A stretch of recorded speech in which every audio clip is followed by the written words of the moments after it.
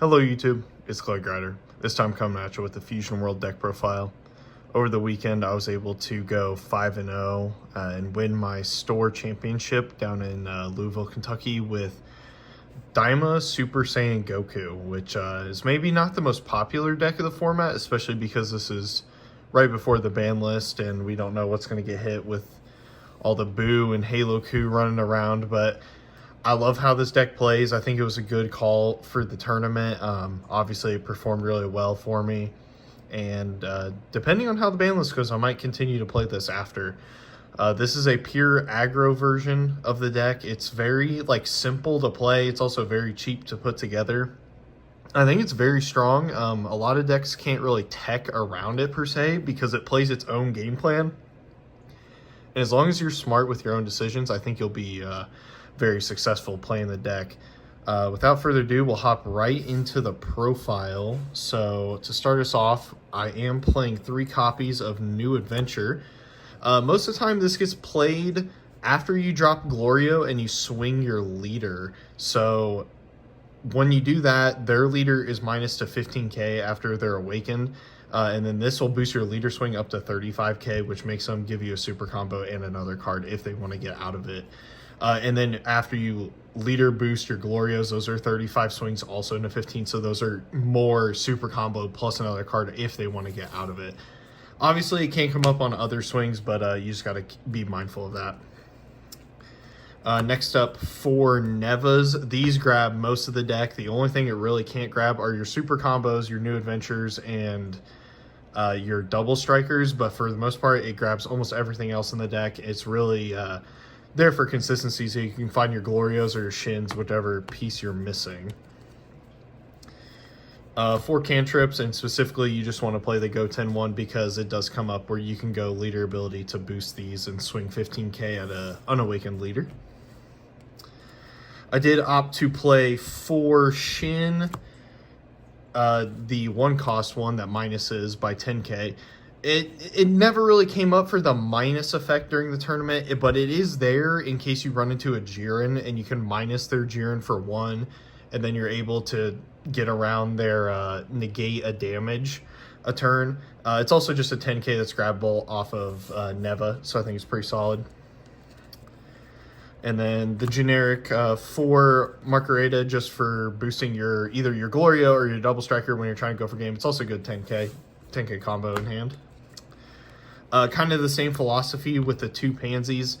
These can boost your leader swing after you go Glorio, so your leader swing is 25 and then you just combo it up to 35. It's also searchable off of Neva when Margarita isn't, so I think these are fine as a 2 of. 4 of the DaimaKu 2-cost. It's pretty much mandatory in this deck. It's the mandatory self-awaken we don't care about. It's a 10k. It boosts itself up to 30 after you awaken. It's an amazing card in this deck. I did play 4 of this 2-cost Vegeta Daima that is a self-awakener and only goes to 20k on your turn. It's probably the worst 2-drop that I'm playing, but I wanted to see as many 2-drops as possible in case I wasn't finding the other ones as consistently as I needed to.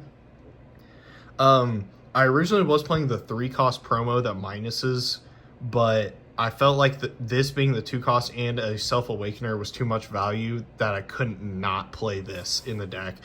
It never came up in the tournament, but I'd rather be safe than sorry and not have enough self-awakeners.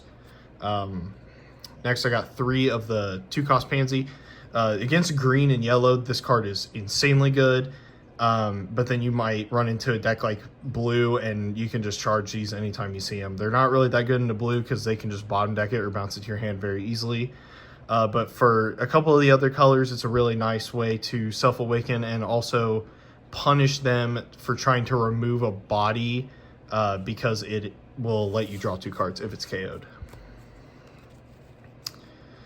Last of the 2-drops, I played 3 Android 18 Mini Daima.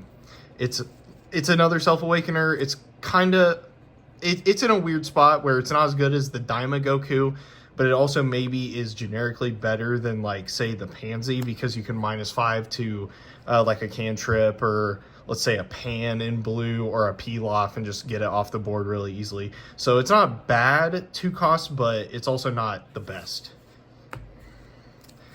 And the newest support card, a 4 of the 3 cost Shin, Self-Awakener, and then you cheat out a 2 or less from hand, which almost all of your 2 or lesses can self-awaken you.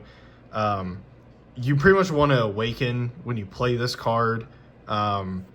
He's what makes this deck like what it is, because back before this card came out, you didn't really have the most consistent ways to self-awaken on turn 3. Because you're playing like a 2 cost and a 1 cost, and usually only your 2 costs would get you a life. But now this being able to add a life, and then you play a second card that adds life, you can go from 6 to 4 in 1 turn. You awaken, you boost all your cards, your 2 cost Daimagoku goes up. It is what makes this deck actually playable as the aggro version.